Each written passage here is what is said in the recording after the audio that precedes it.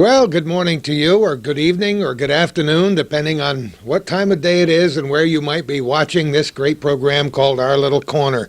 It's being recorded on the second day of February of 1999, something we had planned to do for a long time, and that is rediscover 911 in Clinton County. And as the fates would allow, it just happens to be another ice day in the North Country. We're inside the brand new offices of our good friend Kelly Donahue, who is the Assistant 911 Director. Kelly, how are you? I'm very well, thank you, Gordy. And his pseudonym would be Peg Leg Pete today, because he slipped and sprained his ankle. We're sorry to see that, but we're going to make him hobble along with us. When was the last hobbler? Was somebody up in Raybrook, when we did the state police, one of our good friends was showing us around and recovering from a leg injury. So I hope that isn't a harbinger of bad things. We won't go outside today, Kelly. No. What we want to tell our viewers is, and many of them are already aware of it, 911 has moved. I'm one of those old timers who goes way back to the early civil defense days in the city and county of Plattsburgh, and I've known all the people connected with civil defense and then emergency preparedness and 911 through the years.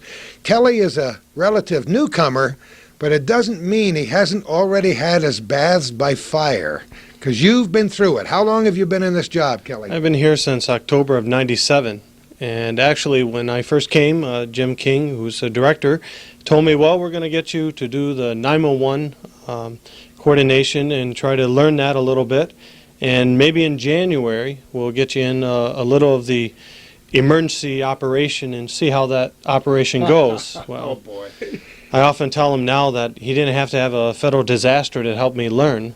But obviously, everyone knows the ice storm hit, and a lot of people say it was a baptism by fire, but I like coining the phrase. It was more so baptism by frozen water.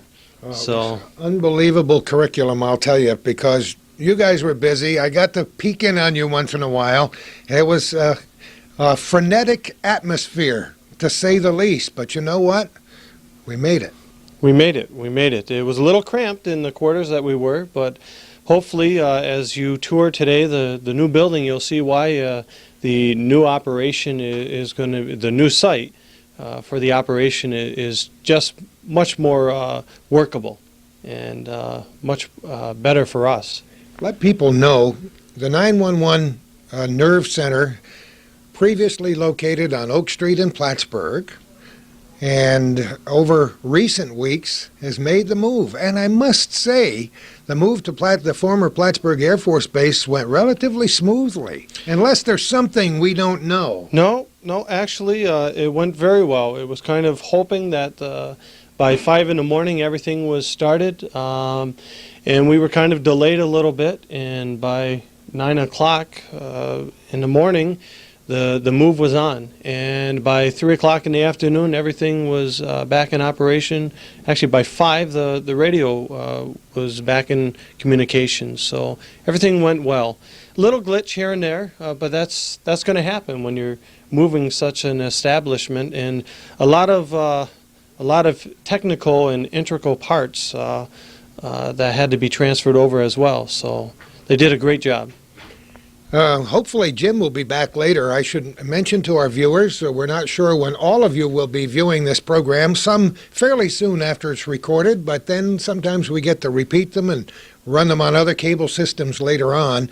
We should mention that, yes, we did have a minor ice storm this morning, and it did cause a myriad of problems. It closed almost all the public schools and parochial schools in the North Country, delayed a lot of businesses and other service organizations, did cause some tragedy. There was at least one bus that turned over on the Northway, perhaps another school bus in a minor accident. A lot of people went in the ditches. A lot of people rolled their vehicles over, trying just a little too hard to get to work this morning.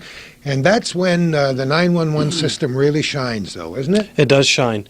And we have some great dispatchers that really are able to help communicate and get the paging system operative so the fire department and EMS can get there to assist the people in need.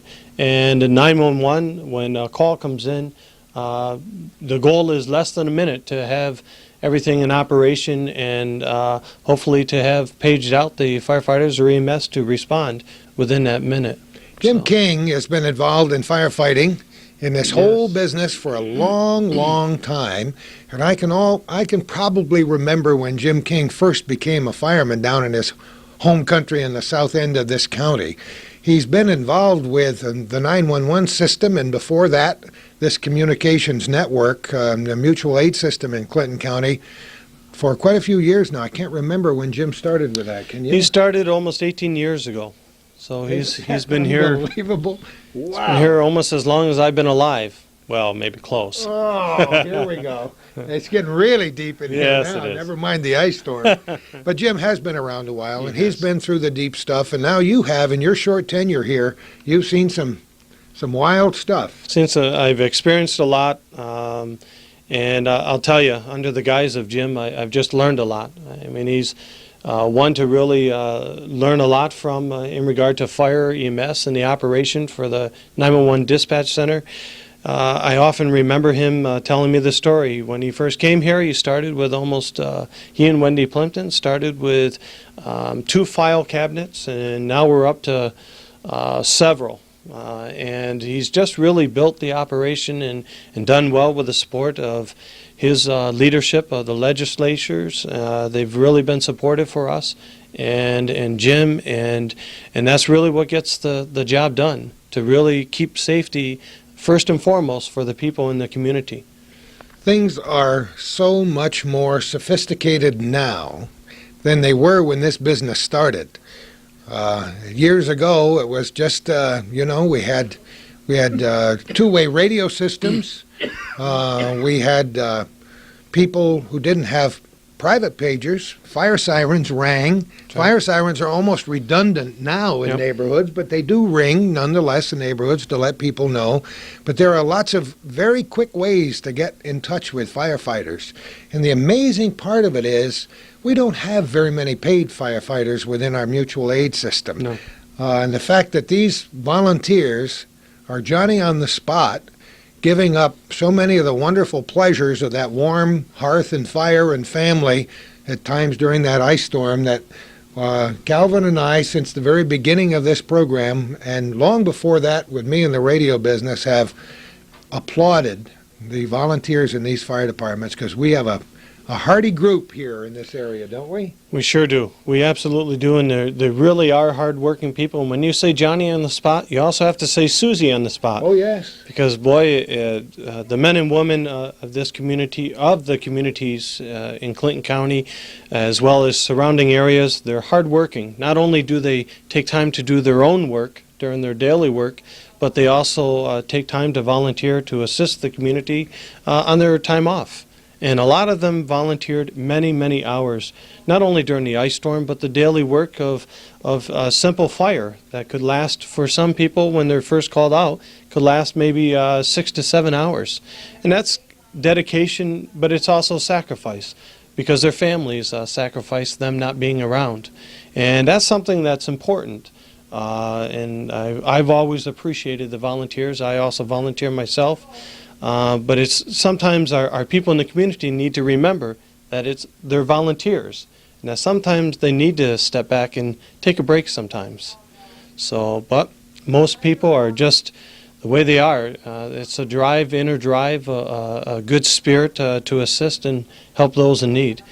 And this is going to be an excellent place now for us, because we have more room and a greater room where we now can have the volunteers come here to train. There's, as you'll see in the tour, there's going to be an auditorium where the firefighters and EMS personnel will be able to train and have some courses here at the facility. So it's really going to be a future of hope. That's what I call it. Well, and you know, we have this mutual aid system, the 911 system in the North Country has always been on the cutting edge. It's the envy of a lot of other departments within this state and other states. It's been that way since the very beginning, not only because of that volunteer effort, but because a lot of bright people like you and Jim King and others who are in general control of the situation, who see what the needs are. We're in a unique area for so many ways, but this 911 system is wonderful. There are other counties here in the North Country who are still struggling to get online, and some areas that are very close to being metropolitan downstate who've just recently That's right. started up. So. Yeah. Well, you know, Clinton County, being a small county, but yet has been very So, Kelly, Clinton County has always been a leader, always had a great deal of foresight, understanding what the problem is before it develops, to know that there's a need and be ready to face that need. It's kind of amazing. That's true. Under the leadership of Jim King, he's really been insightful, and he's always been looking at how can we better the system or bring in the resources, and what resources can we bring into the area to assist our people. And a lot of people look to Clinton County for that leadership that they have had over the years, especially in their 911 dispatch center. Even during the ice storm, they looked at some of the operational experiences that we had, and you know, some things worked, some things didn't, and that leads for all opportunity of improvement. But we look at what we need to improve, and Jim has done that over the years, and he's improved it. When we get to talk to Jim, if he comes back from that accident scene before we finish the program today, we'll get into a little more specific information about the history of the fire service in the North Country, the mutual aid system, how it all works together with counties in Vermont and across the border in Canada. And he'll also remember a lot of specific incidents where people had to pull together. It's kind of an amazing bit of teamwork. We're going to get to see Wendy Plimpton, whose name you mentioned before, and she came in looking for her chair this morning. Wendy's a wonderful lady, and she's been involved with Jim since the very beginning of his tenure. That's right. And now the whole thing has moved. We'll talk a little bit about the history of 911 here. It wasn't always a foregone conclusion. There were, again, people with foresight who knew we needed to do it, and they knew roughly how to go about it, but then we had to enlist the cooperation of every single community, and it seemed like it was taking so long, but we finally got over that hump. That's true. I unfortunately wasn't here during the beginning of it, but I do remember hearing the stories that it was a challenge, and not everyone was supportive in the beginning, but from the experience of the ice storm and some of the National Guard that came in and said that one of the reasons why they were able to find some of the places so easily was because of the 911 setup, the numbers being on the homes, the numbers being on the mailboxes. And that's so important, and sometimes people don't realize that after a while, now this system's been in operation for almost 4 years now, 5 years, and some of the people who originally put up their numbers, they haven't stayed on the box, or maybe have kind of warned off the home. And really that's important for people to realize that in order for the operation to work, the people have to be supportive, and they still need to do their part by putting up the numbers and proper on the home or on the mailbox or wherever it may be, so that we can get the EMS and fire personnel to assist them. We're going to talk a lot about exactly how 911 works. As we look at the nerve center of this facility, as we take a tour, you're going to explain that to us. What happens when a 911 call comes in? First of all, I want to let people know precisely where we're located on the former Plattsburgh Air Force Base. We're on the new base, I know that. That's right, we're on the new base in what was formerly known as Building 2010. Which is off of Connecticut Road, Connecticut Ave. But due to the way the operation of emergency services communications set up and the numbering system, we ended up having to name this road Emergency Services Drive. I love it. Yep. That's and great. It's 16 Emergency Services Drive now. And eventually we'll be able to have the sign up there and for everyone to be able to see. But it's across from the old dental clinic. If a lot of the old-timers from the base remember that, they remember some of the spots, and it's pretty easy to get here. And it's really going to be an excellent operation center for us. And hopefully with the advancement and continuing of building up of businesses on this base, we won't be alone for long. As we record this on the second day of February, the whole process is in a state of flux. The people are working here on a daily basis, but there's still a lot to be done. And as we look into some of the rooms there, we'll see where things are going to be. And then you'll use that foresight and that vision you talked about before to tell us how you'd like to have that dream come true, because there's been a lot of planning going into this. There's been a lot of planning, and basically when we experienced the ice storm, ultimately several rooms will be explained, and you'll see why we had to move from 47 Oak Street, and you'll see some of how we were able to expand the operation to assist us. So. Yeah, it seems relatively quiet when there's no emergency, and you can stand in the control room here and see several people sitting on a console. In the old days, it was just one person on a shift. He would answer the telephone and dispatch what equipment. But when this place starts to hop, that's the reason for it all. That's right. Everybody, we can mobilize, and we can have 50 or 75 people in this building doing different things and coordinating various efforts. And if any of our viewers could have seen what was going on behind the scenes during that ice storm at your previous location, they would know the absolute critical nature of this business. That's right. And the necessity of why we needed to make that move.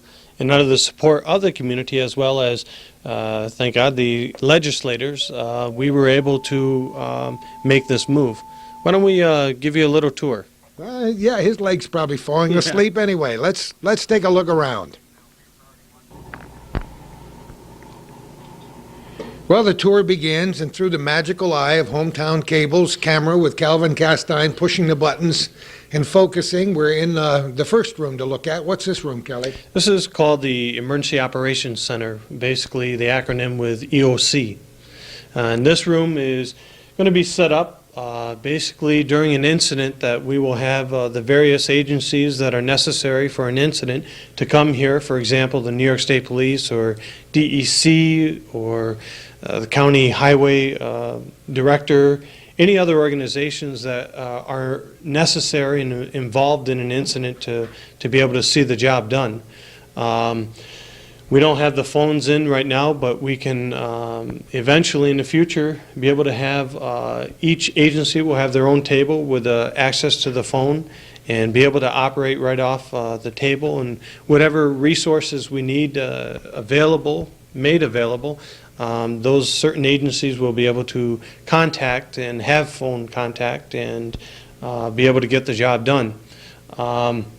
This also will suffice as a classroom for training for emergency personnel, the firefighters, during the firefighters essential course or whatever courses may be set up in the future. So this is going to be an excellent room made available to be able to use as a workhorse room type. There, communications is one of our favorite words, and it's the absolutely most essential word in talking about 911. The fact that all these agencies work together on a regular basis, they meet regularly, they have plans for almost any eventuality, and that the fact that they can be brought together and can brainstorm in this room, the sparks fly when they all get together in something like that ice storm or any other emergency, because it's not just during major emergencies that we need these people. A number of times every year, there's reasons to get together, to figure out a plan, maybe to help somebody in some other area, or whatever it might be. What really worked, and we found during the ice storm, that those individuals that came to the EOC were individuals that had already worked together and were able to know what each other was needing during the incident. And one of the reasons why back, I believe it was in August, Jim King and as well as several other of the agencies got together and they had a mock drill. And basically during that mock drill they worked together. They came to know each other, they came to work with each other, and they had fun, but they learned. And what they decided during the debriefing was that the reason why it went so well was because of that experience. So ultimately, you're right. Training is essential for doing a good job, and it's not just during the incident, critical incident, that people see the individuals working, but they don't see the background where they're working all the time, and they're always trying to come up with various situations and assess situations that will help them in the future to be able to help an incident go smoothly. We don't always like to dwell on the worst scenarios. Individuals, we like to keep our attitude bright. But people like those folks who work here and these emergency people and the other agencies have to. They have to be ready for the worst scenario. Sometimes it's a combination of things. You might have an earthquake, which triggers an explosion, which triggers a fire. You might have another natural disaster connected with that. And anytime you can have hazardous materials leaking from a tractor trailer that turns over on the Adirondack Northway, you can have things such as the ice storm. Now, this was a minor ice storm compared to the ice storm of last year. However, we did have overturned vehicles. We had cases involving buses with several dozen passengers.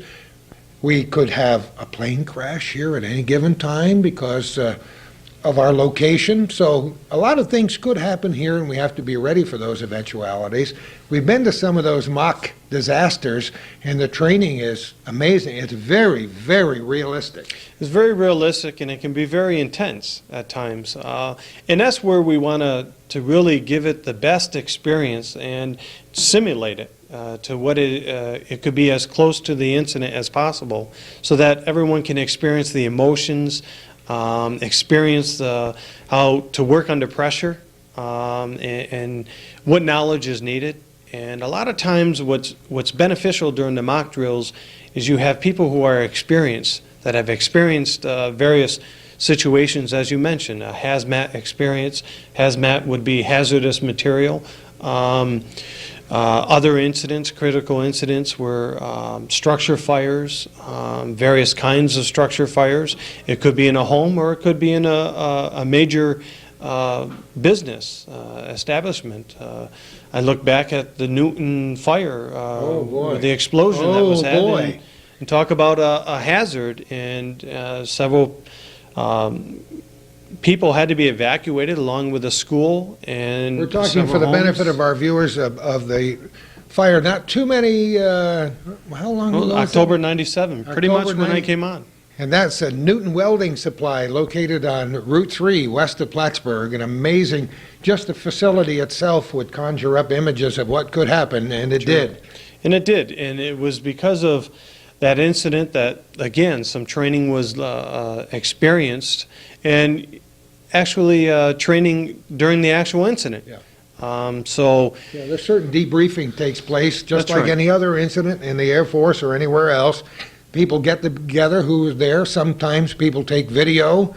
They brainstorm again. How did you do it? What did you do? And this is this all knowledge. This facility is really going to afford that training facility.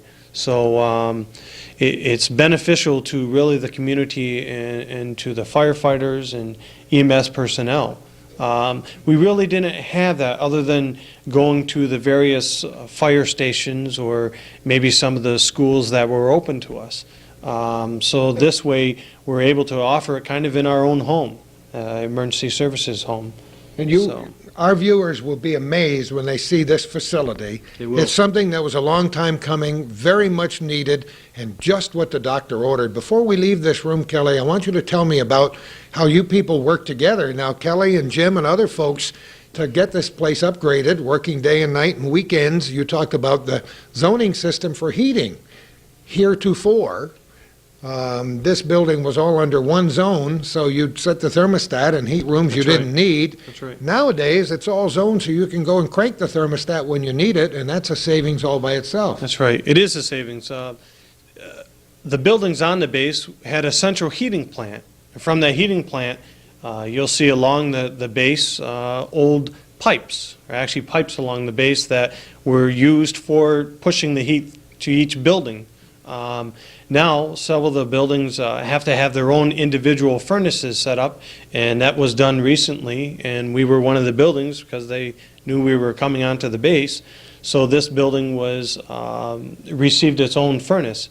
And under the thought of Mr. King, the wisdom of it was basically one central heating system throughout the building, and he said, well, we really need to zone it, and which would be great in savings. As everyone knows, when you're heating each room at a certain degree, you can use up a lot of fuel. But when you zone the building, it makes a big difference. It makes a big difference, and as I was saying, the zones help to section off each room so that if it's not being used at the time, we can keep the temperature at a lower temperature to not use up as much fuel. But as well, Mr. King, with some volunteers, had the insight to be able to, with hard labor, insulate the above ceilings because a lot of the fuel was being lost up above. A lot of times you didn't see the people up shoveling the snow off the roofs because they didn't have to. Because of the heating plant, they had it so hot in here that the snow melted because of the radiating heat going up on the roofs. Whereas now, that's not the case. So by each individual building receiving its own heating unit, we had to come up with something else to really keep the cost down for heating. So insulation was number one. All right, what are we going to see next?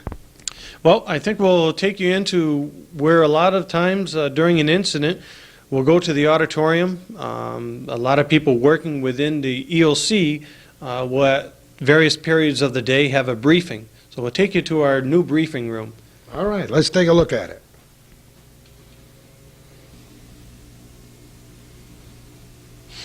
Now we move to the other side of the room, and we're going to go through a doorway and enter into the auditorium so you can get a better view of how we got here and how this building is put together.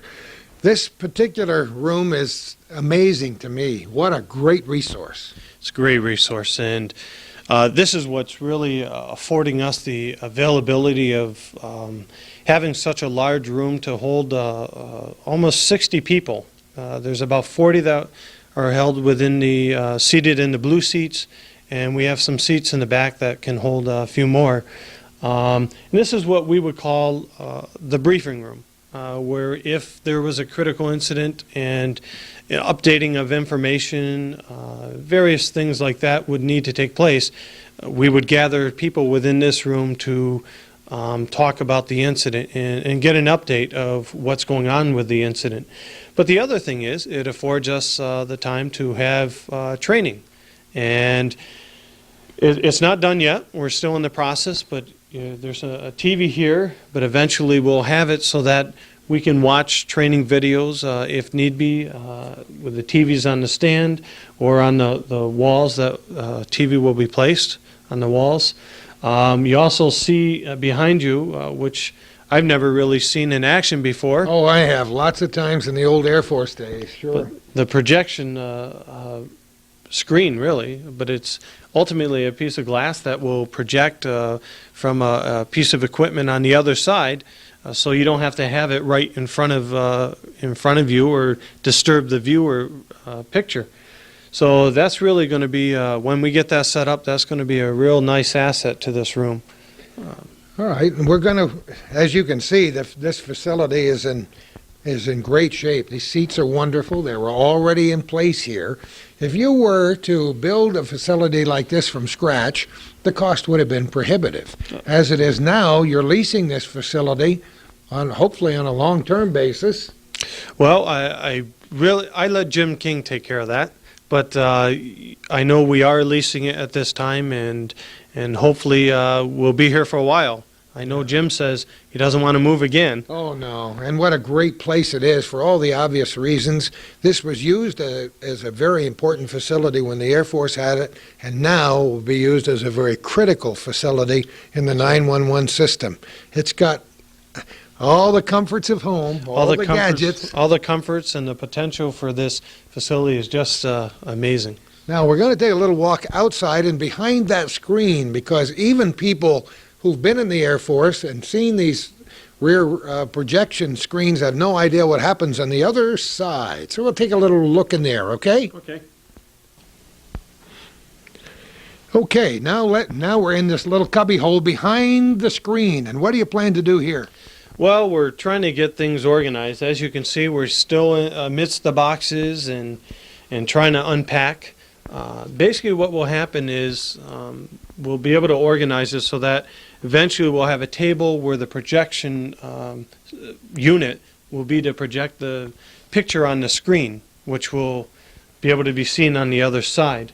As well, this will be storage for various pieces of equipment, audio equipment, visual equipment, various TVs, carousels, for slides.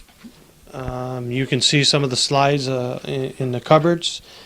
It's going to really be a great storage place that we really didn't have at the other place. It was stored within the janitor's closet. So we can really expand here and have it so that when someone asks us for a video of some sort, we're able to get that resource for them, as well as some of the slides. The resources are here, and sometimes not always known. And this is affording an opportunity for everyone to see some of the resources that we will be able to have available for them. Aside from being a place where emergency equipment is dispatched to fires and other emergencies, this will be a center of education as well. That's right. And that's the beauty about education. We can never get enough of it. And the resources, will be able to build on our resources and have a place to store those resources. We talked about the commitment volunteer firefighters have, men and women. In the old days, it was a relatively simple task to join a fire department and do a little informal training and know how to run the pumps and drive the trucks and get the hoses laid out. But now that, like everything else in life, has become extremely sophisticated.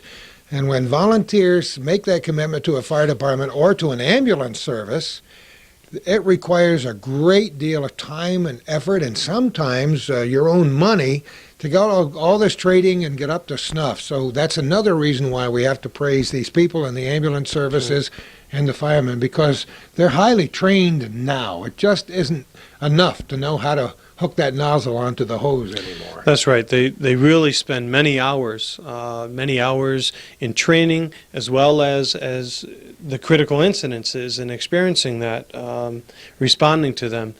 And there is a lot of, hats off to them, because, and to the many people that, not only in our county, but several other counties, all throughout New York State, as well as the United States, the many hours that they do put in for training. And as you mentioned, the many amounts of money that they place towards their own training, as well as towards their own vehicles. You want to think of it, but a lot of times they're using their own vehicles to get to the scenes. So this is a kind of like a way of helping them and trying to be a little more cost efficient for them to have this training facility. As we said, it is an amazing commitment. The people who view this program on a regular basis have seen us go to the various fire stations and legions and VFWs and places where they had their little post-ice storm celebrations by way of thanking the people. And thanks to Calvin with all the video of various floods and things through the years, I think our viewers of Hometown Cable and this program now called Our Little Corner have an idea what that commitment is. To see that these people who are volunteer firemen are professionals in other lives, or plumbers, or bricklayers, or truck drivers, or whatever they are, and they give up a great deal to protect their communities. And like this facility, without that, if we had to pay for all of those services, it would be more than a rural area like this could handle. So again, hats off to all those folks An amazing job during the ice storm, but an amazing job just standing ready at a moment's notice, 24 hours a day, 7 days a week, 365 days a year. That's right. And we appreciate, and you say even journalists join that. Oh, and yes. All varieties of individuals that really have taken the time to do that, and they are professional, and hats off to them. That's great. All right, we're going to head down the hallway, right? Yes, we are. We're going to head to the other work center and classroom that we have available to.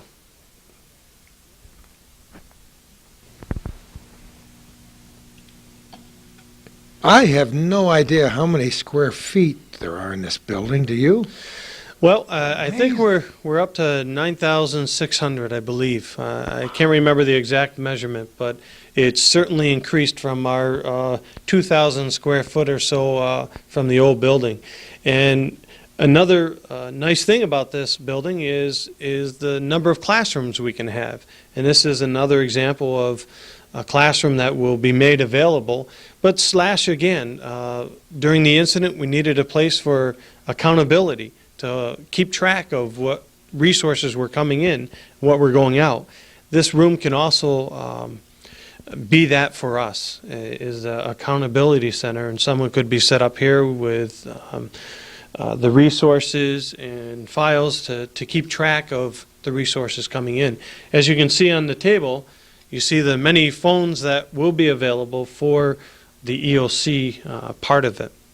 Telephone system. The Clinton County has a relatively new telephone system. People have voicemail. Things are a lot smoother than they used to be with a telephone system, so we're completely upgraded in that respect, and that will include this facility as well. It will. A lot of people, and even ourselves, it's hard to get used to hearing a voice on the voicemail. But sometimes it's essential, because sometimes you're in a conversation, you're not able to stop that conversation right in the middle, and it's important, and Clinton County has made that easier for all of its employees to be able to have that access of a voice mailbox, so when the individual is done with their other phone call, they can respond back. So this has really been a great advancement for us with the phone system, and we're just learning. We're still in the process, so if you get hung up upon, it's not intentional. It's just we're still learning the new technology, which, as you know, has changed over the years. Oh, boy, you're talking to a guy who has a lot of trouble catching up with the new technology. I just learned the old system of buttons, and the new one, we had to have training for the 2-hour training for these phone systems. Right. I said, just teach me how to get my messages, how to answer the phone and dial out.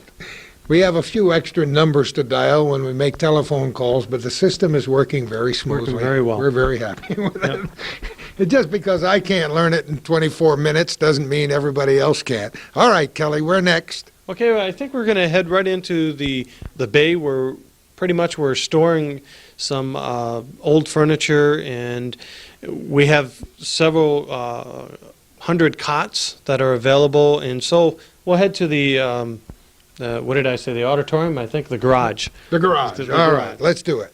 All right. I told you before, and Kelly underlined the fact that we have to be ready for so many things. We have spare equipment, we've got cots, we've got cots and cots and cots, and we've got blankets, and we've got generators.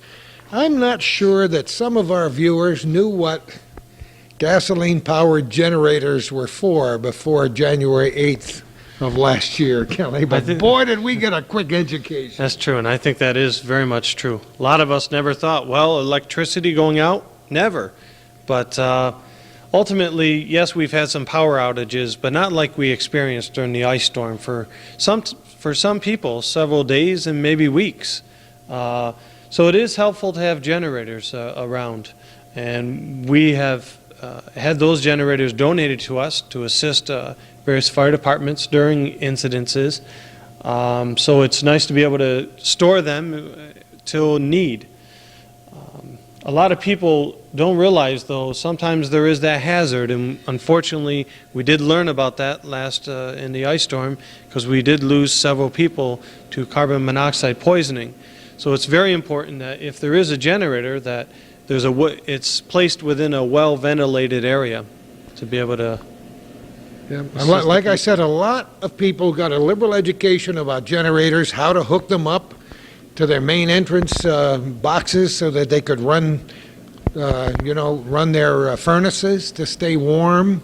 Because there's a problem when you live in the North Country. Temperatures can get a little nippy, and when you don't have any power and don't have any way of running your furnace or keeping your refrigerators going, you have to take special precautions in that direction, and we've learned that. Something else we didn't mention in the course of our conversation so far today, we now have natural gas pulsing through the area, and even though it's wonderful and clean and all the things you hear talked about, we have heard of natural gas disasters, and so you have to be ready for those eventualities. That's right.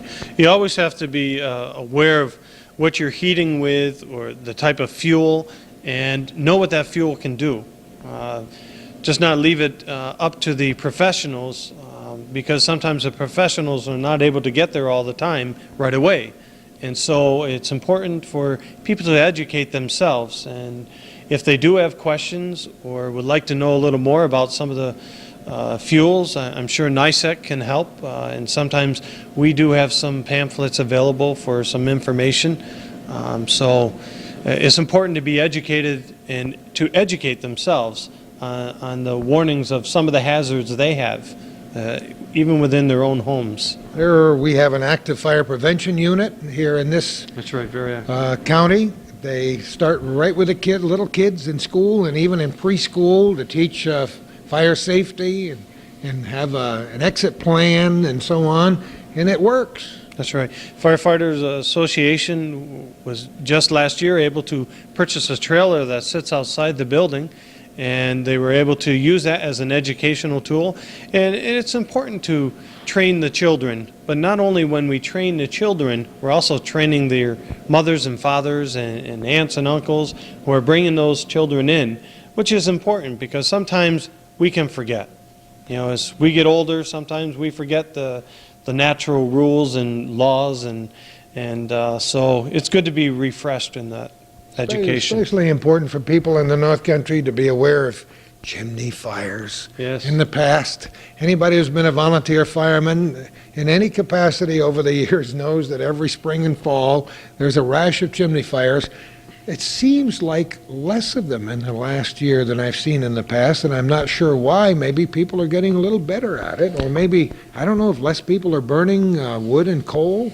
That could be, and I really don't know the stats on that either. Well, that's good, though. That's great. That is good. Because I've seen days when there were 28 and 30 chimney fire calls and grass fires, another thing that happens around the North Country, in one day. We don't need any of that. So anyway, this is a big, wonderful storage area to have all kinds of stuff, from gasoline cans to cots to blankets, all ready to go.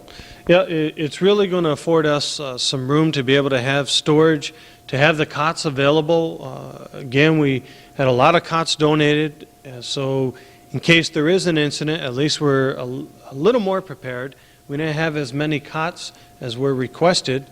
Of course, then again, when you think of the ice storm, we in this county have never had where all the townships, in one way or another, were in some way affected by the storm. And so the needs of resources were just overwhelming. And that's why we really needed to call upon the state and the federal government for some of that assistance. But you can see the many cots that are available. Red Cross is storing their cots here. The cots that were made available by United Way, resources to help American Red Cross, and the several cots that were donated for our use. And so eventually you'll be able to see, if you ever come back for another tour, you'll be able to see where it's a little more organized. We just moved in, so this is probably about 2 weeks of material and goods just put into the bay. I'm amazed that you've done so well this quickly into the enterprise. I was thinking, as you were talking about emergencies, the word shelter took on a whole new meaning for people during that ice storm. And at other times, you know, we live in an area with a lot of rivers and streams and a big, beautiful lake that we still think is a great lake, by the way. But sometimes in the springtime, with all that runoff, we have a thing called flooding, and that's what this is all about, and one of those things that we watch out for. And as you said, sometimes it's localized. That's right. But last year, it was everywhere. It was everywhere. It was everywhere. And we do have some sandbags that are available to us so that we can... Sandbags. I know what they look like. Yes.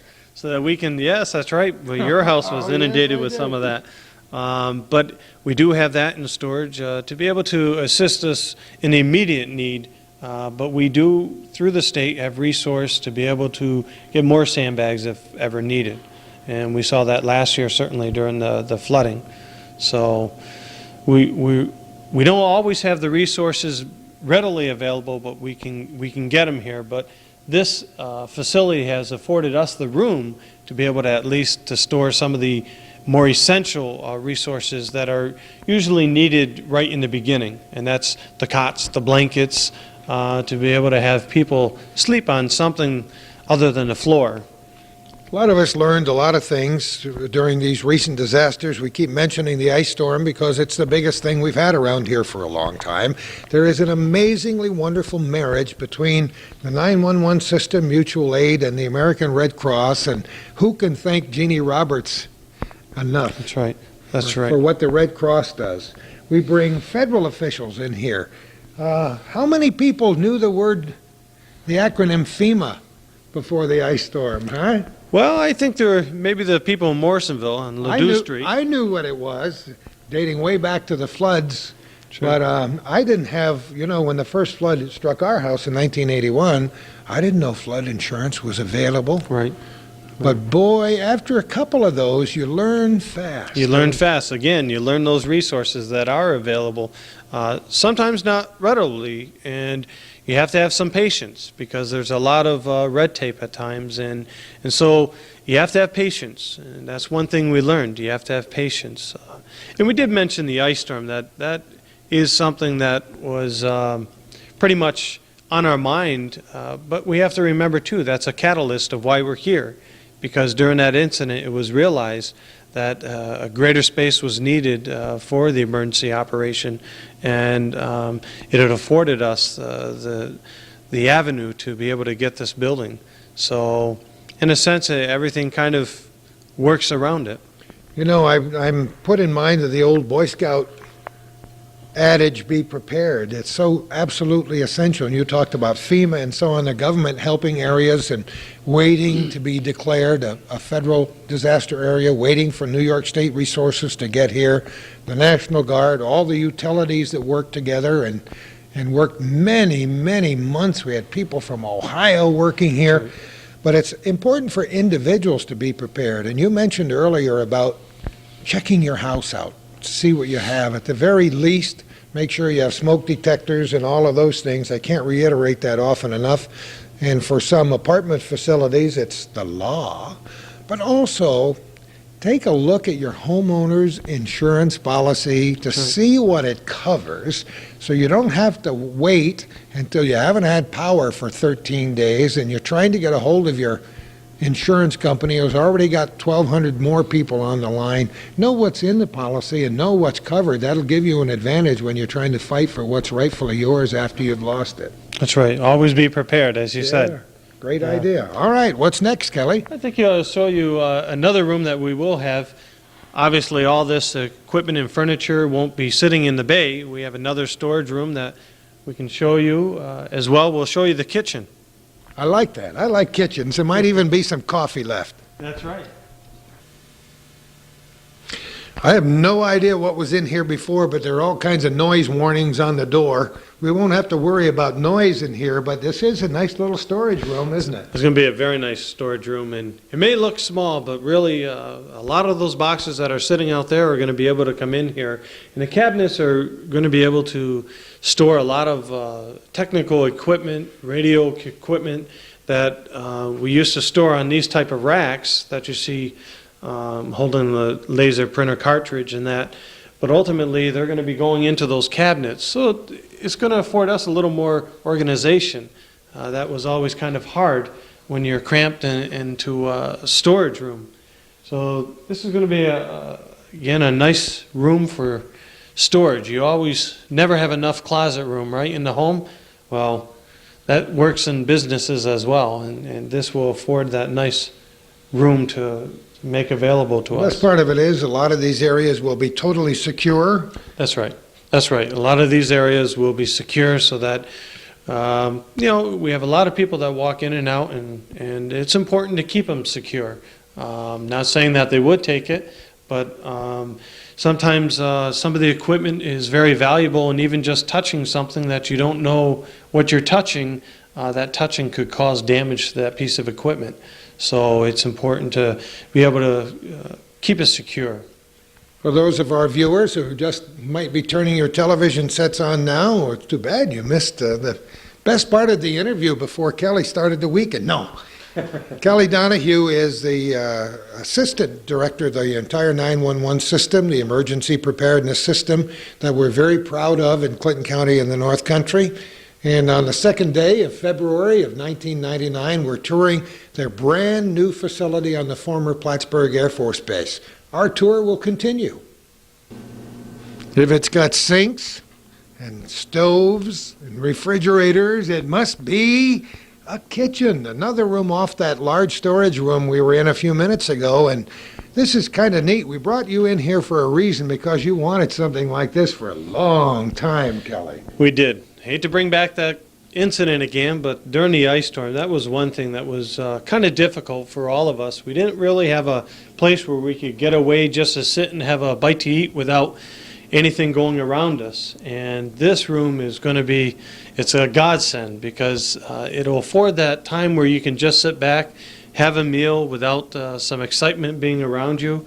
We have a couple of refrigerators to be able to store some of the food that wasn't able to be refrigerated during the incident. So unfortunately, sometimes you lose some of that food, but this will be able to help us to store that. Plenty of cupboard space, as you know, and we didn't have a stove before. So that's going to be nice where, if we want to do a little cooking, we can have someone here to be able to help us cook a home-cooked meal. So that'll be really great. Well, as this is redundant, but I want to bring it up anyway. Disasters don't pick any special time. Disasters don't happen from 9 to 5. Very often they assail us in the middle of the night. And when these people, some paid and some volunteers, have to get together to deal with disasters, they very often work 24 hours a day. There were an awful lot of people who didn't get an awful lot of sleep during that ice storm that we've mentioned so many times. So it is nice to have one central place where they can gather and have, as we said before, the comforts of home. It's essential. What they're doing is very difficult, and as we've mentioned before, it's intensive. So anytime you can get 5 minutes to be by yourself, have a little cup of coffee and a sandwich, and get ready to go again, it's great to have that. And so I think the North Country in general, if they didn't know what this new 911 facility is like on the base, after today's program, will get an idea that these are answers to prayers out here. It really is. We learned a lot during the storm, too, that we had some people working many, many hours, sometimes 23 hours in a row.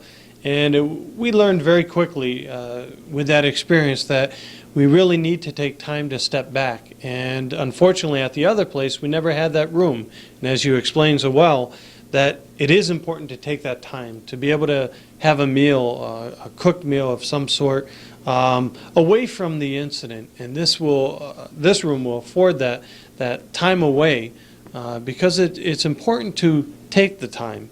And sometimes we tell ourselves, well, we can't do that.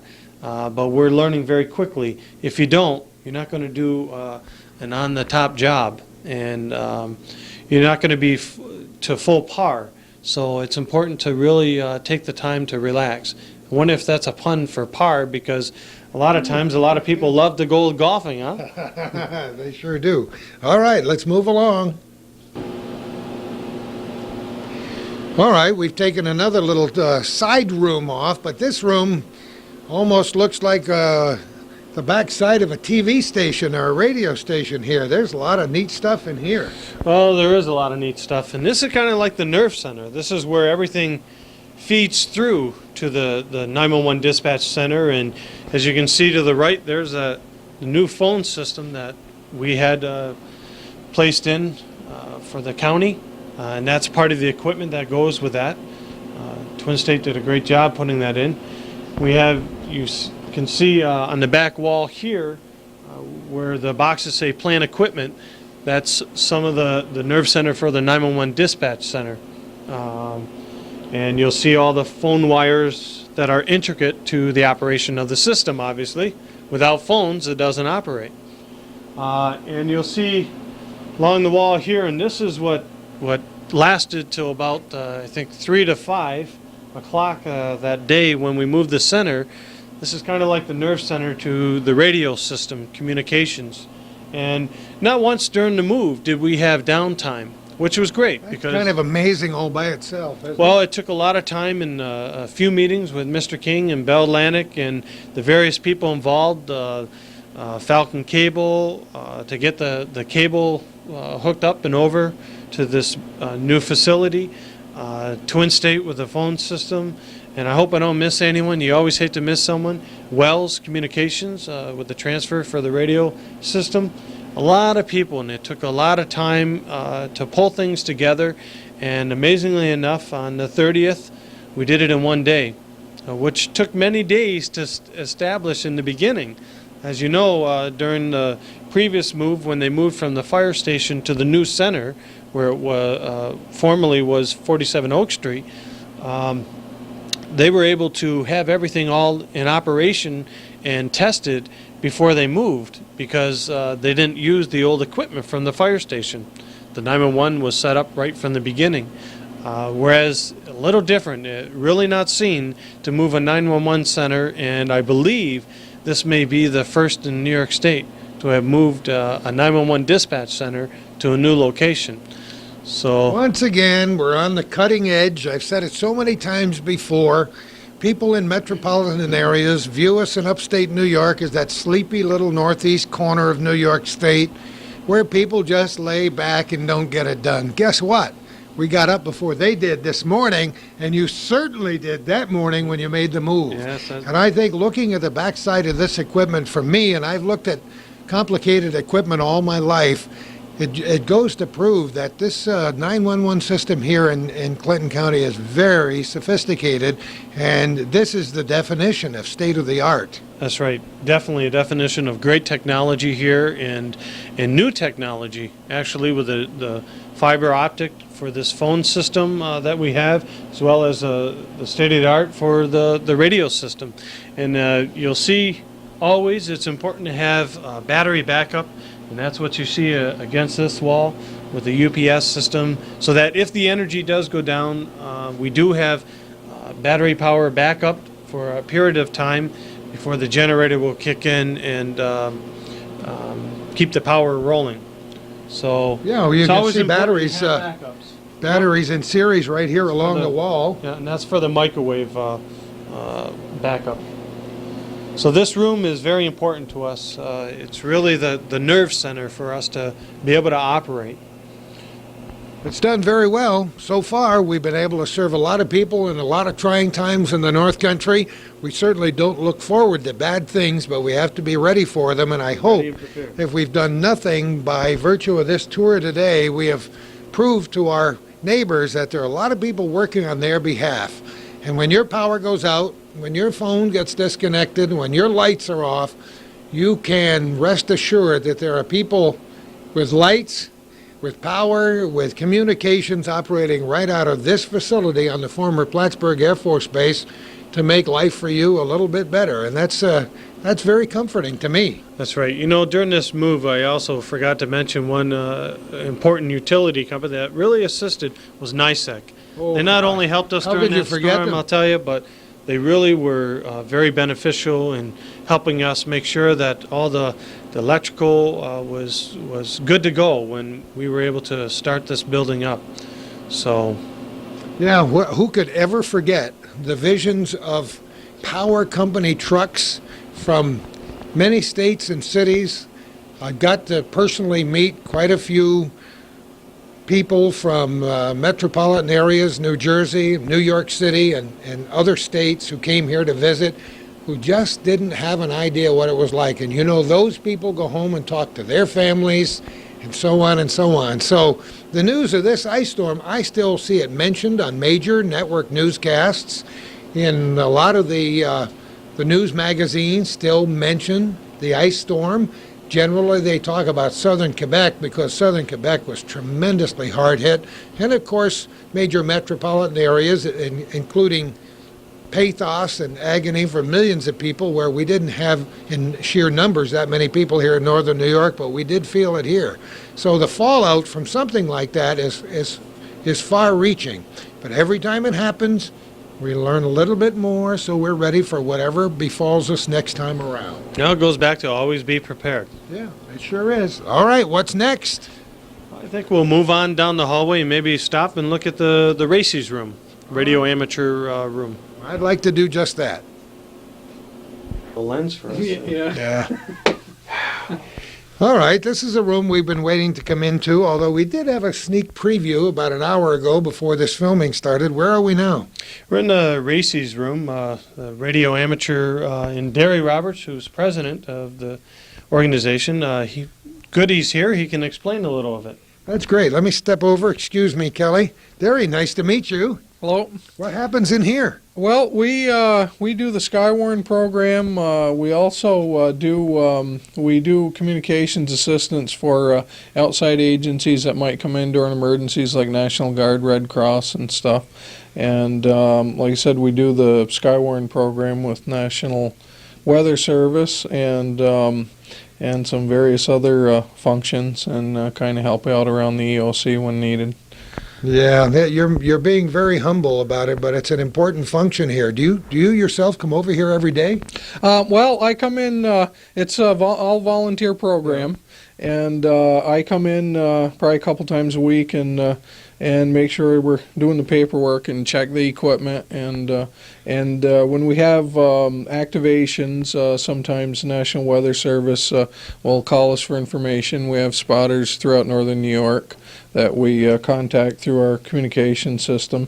There's a smaller radio station similar to this at National Weather Service, so we can have our weather spotters in the field talk to them directly and give them field reports as to what's going on, with regard to the weather. It helps back up their radar information and all that. When you say National Weather Service, are you talking about the one in Burlington at the airport? Yes, it's a National Weather Service out of Burlington that does the watch and warning information for northern New York.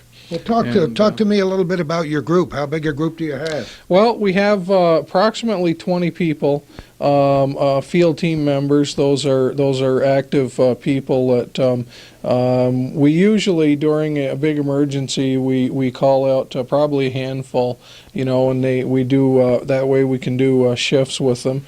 We have place here for 2 operators, and we're capable. The program has some special functions in that it's we have radios that are capable of talking to all the different branches of military and some of the different state and federal agencies. And so we do that special communications function. We recruit ham radio operators and give them special training, and in the program. And like I said, it's all volunteer program, and we have the radio emergency services sponsors it here, the Racy's program here, and we have the setup so that when something happens, we're prepared to go to it. It's nice to be able to help out and to fit in. It's a big puzzle, but it all fits together. And thanks to our expert leadership from Kelly and showing us around today, we're getting a general picture of how it all works. How about you? Are you a North Country native? Yes, I am. Matter of fact, I was self-employed for several years. I'm in the middle of a career change going to Plattsburgh State. Isn't it? I love it because people do that more and more now. People who are old like me have very often been through 4 careers in their lifetimes. Only a couple for me, but I changed directions abruptly when I was 60 years old, and I'm delighted that I did. It's amazing. So now what are you going to do? I'm going for psychology and criminal justice. Should have known. I should have known. That's amazing. How about your ham radio background? You started as a ham. I Two got meters, into that. probably, Yeah, huh? I got into that about 10, 11 years ago, and back when races used to be under the City of Plattsburgh Civil Defense, that's when they still had that office. One of the older gentlemen by the name of Bill Goff had Can anybody ever forget Bill Goff? had Elmered me, as they say, or kind of taught me and sort of got me into the public service end of it, and that's where I got started with the emergency services or emergency management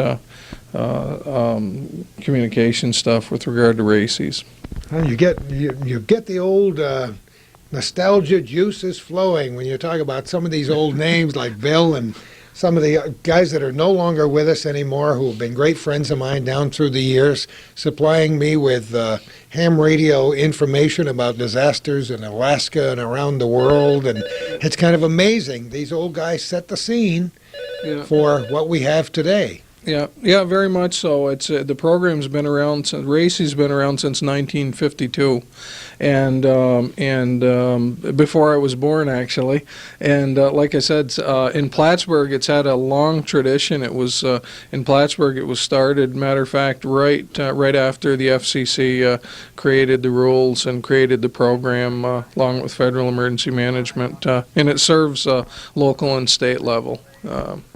The program does. It's amazing how equipment has changed over the years. You have to get up early to stay up with new technology, don't you? It's years ago it started out with what they used to call spark gap transmitters that were huge and took up a room, and now amateur radio has gotten everything from satellite to land data and voice and high frequency long range communications. It's an old mode of operation, but they've got new modulation techniques and stuff, digital, and so it's a very advancing art, I should say. I sometimes forget that many of our viewers are just not familiar with some of the terminology or organizations. Some have never heard of your organizations, and I'm sure many of our viewers across the Tri-County region here in northern New York have never heard the word Skywarn. They don't know what that's all about. Explain that to us. Okay, well, Skywarn's program, it's actually sponsored by National Weather Service, and what they do, we work with them in assisting them in operating their Skywarn program in northern New York. What they do is they train spotters. They have several training sessions a year, and they train spotters in recognizing severe weather patterns and stuff that's maybe precursors to worse weather. They have a very intricate system of radars, including Doppler, but the what we call ground truth reports. In other words, what you eyeball, what you see, and that helps them a great deal in verifying radar information and their other meteorological techniques. And so the Skywarn program is important to them. Skywarn is national, and in northern New York, the Clinton County Races helps them operate that program, and they help train our operators as spotters. And so when we're in the field during emergencies or disasters, I should say, we can also send them additional information, and it works out really well. I love it when he says eyeball, because it's such an essential part of weather forecasting, especially as to what's going on outside the window. And very often, and I wouldn't take anything away from any of the amazing meteorologists and their equipment that they use, but sometimes it's important to take a look out the window to see what the backyard measurements are, and to see how much snow there is in Peru. Yeah.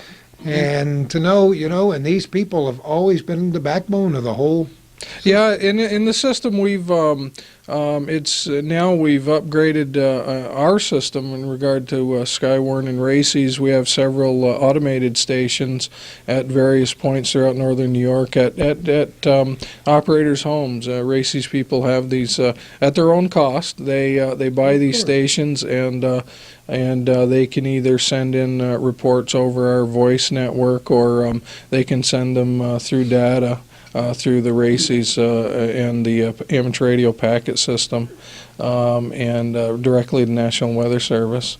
So it's pretty neat. It's a combination of like I said, eyeballing and some more advanced equipment and stuff. And in spite of all of that, occasionally Mother Nature throws us an unbelievable spitball. We end up with something like that disaster last year, which nobody could have predicted the magnitude of. The fact that we do have people like you guys who are willing to jump in a moment's notice and help is really important.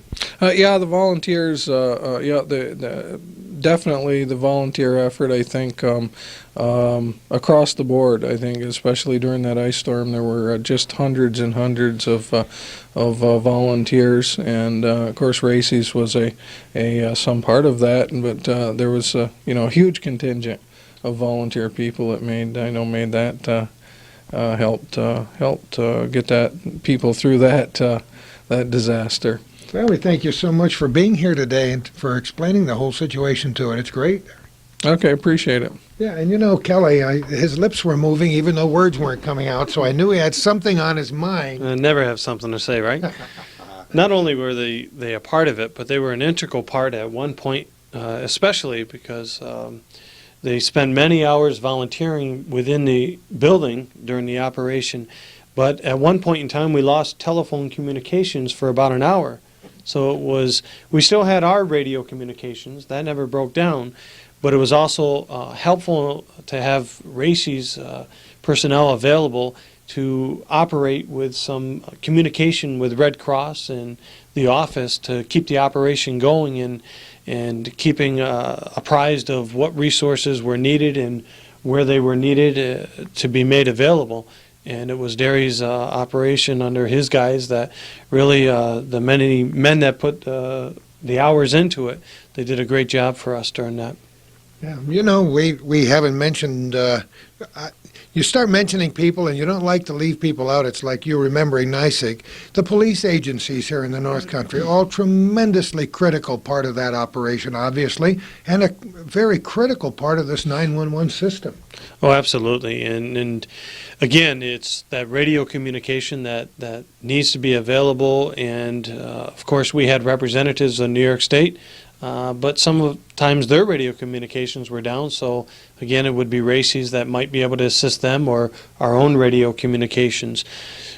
What makes the world go around is that communication, as you know.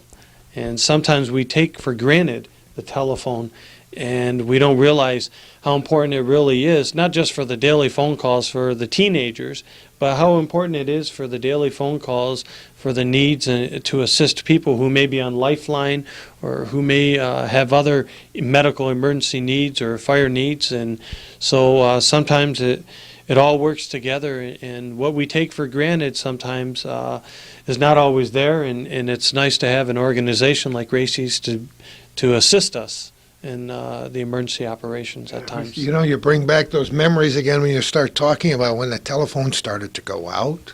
People who've never had their telephone systems interrupted, they're scrounging for their cell phones, and they would work until the towers would go down. And it was kind of amazing how the word communication, of course, is absolutely one of the most important words in my vocabulary for all the reasons people know and some they don't know. But when you don't have it, boy, you really miss it. So we can thank a lot of people for keeping things going and getting the lines back up and stringing new telephone lines. That's right. Thousands and thousands of linear miles of telephone lines and electric cables around the North Country to get them going. And something else we haven't mentioned, I want to mention before we leave this room, and that is the Clinton County employees. A lot of our viewers may not be aware that the County Government Center for Official Business, and that is normal day-to-day business, was actually closed down. But there were county employees working, supervisors who were working behind the scenes on their own time to assist during that entire. That's right, and believe it or not, we had those managers answering the phones, what normally would not be their normal status or position, did a great job pulling together, and with the support of Bill Bingle, who's county administrator, and being able to organize that. Takes a lot of people to get an operation up to par, and it was people like Bill Bingle to pull the right strings to get the right people there to assist us, and did a great job. And that, again, is what I think I have found in Clinton County, is that teamwork. And many other counties, some of the other counties I've gone to, they don't have that teamwork as such as I think we do in Clinton County. Hats off to them. Yeah, the volunteer spirit, the teamwork. Other groups, while we're on the subject, all those road crews, the municipal road crews, the county, the state DOT, amazing how they helped each other out. They'd finish in this area and take their trucks down to Watertown, or, we're not so ecumenical here in Clinton County that we don't realize that other parts of the North Country were hit with that ice storm, as well as parts of southern Quebec and Canada. But everybody, it was a real neighborly thing that was going on there. It was neighborly, and you saw that dedication of people pulling together and working. So it really helps when you're open and your heart's open to really work for the betterment of the community. And we really did see that during the ice storm. I know you can attest to that. Yes, I do, and I like to watch things, and I love to see people working together. It pleases me to live in the North Country for a lot of the reasons we've mentioned here today, and I think that's probably, I hope we've reinforced that with many of our viewers. There are a couple of things we haven't seen in this building yet. One of them is Wendy's office, because we got to make sure we got our chair back. I can't leave today without knowing that Wendy Plimpton got her chair. And there's one other thing called the main control room that we have to see as well. That's right.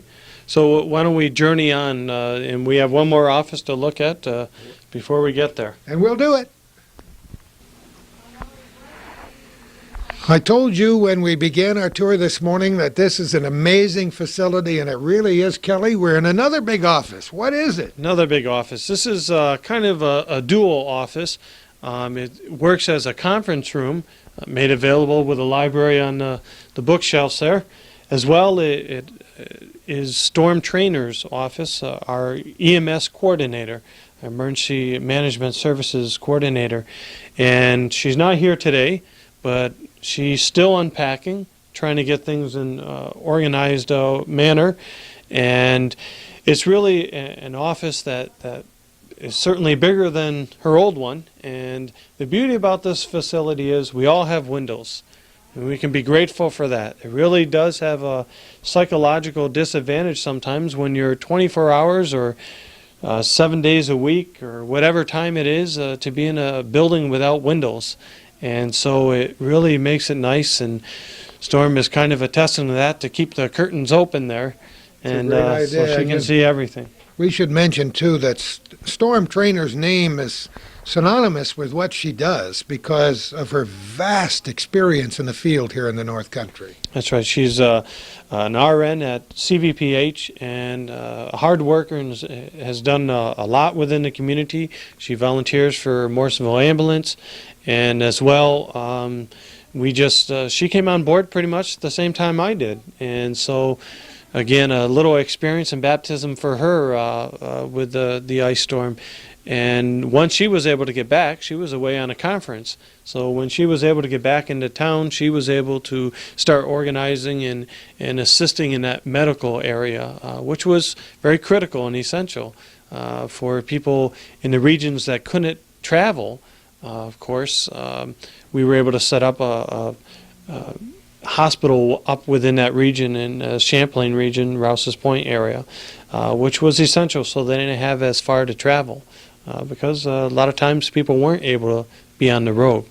So she was very much an intricate part of that, and so this is where she'll be working out of.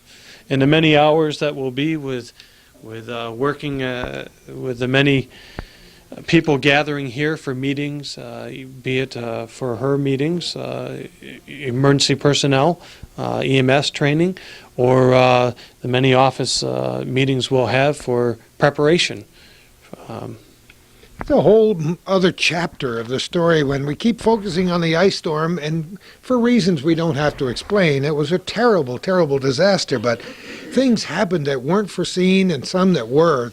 The medical emergencies, the regular medical emergencies still continued during the ice storm, and some of the chapters of this story could be written by ambulance personnel in this county. You've heard some of the stories, I've heard some, and there are some that this personnel don't even like to talk about motor vehicle accidents, about heart attacks and medical emergencies, and the sheer utter frustration of these crews trying to get to scenes, and they couldn't get there.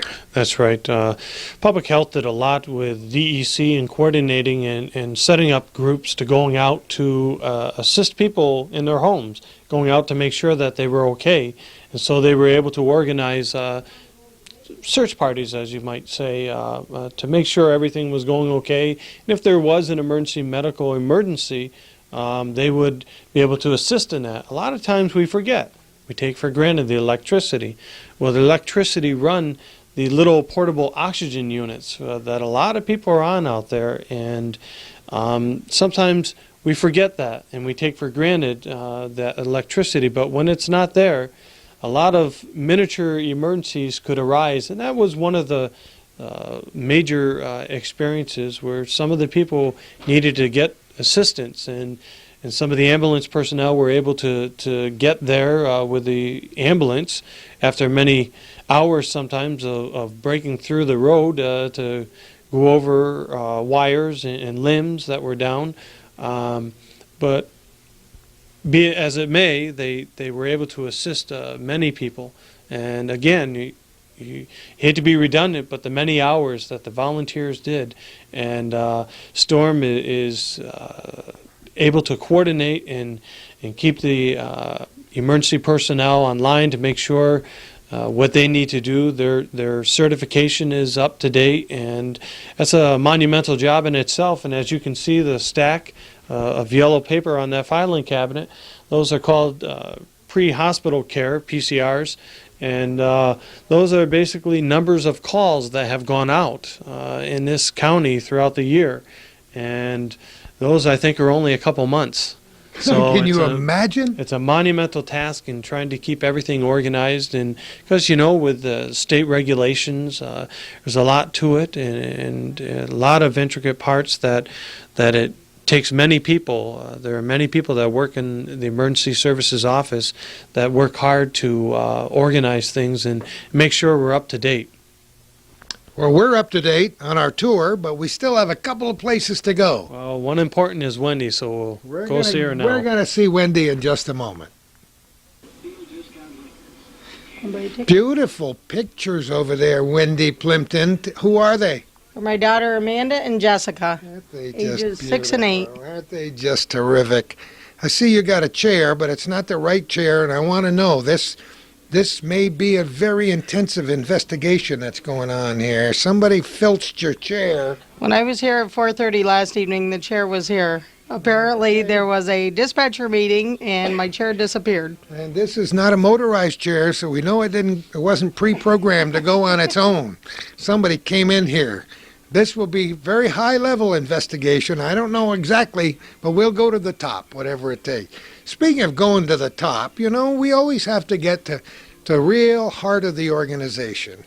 And we know who runs this show here. I mean, we've spotlighted Kelly for the last hour and a half, and he does a wonderful job. We have stroked Jim King so much, he probably won't dare to come into this building from his disaster today.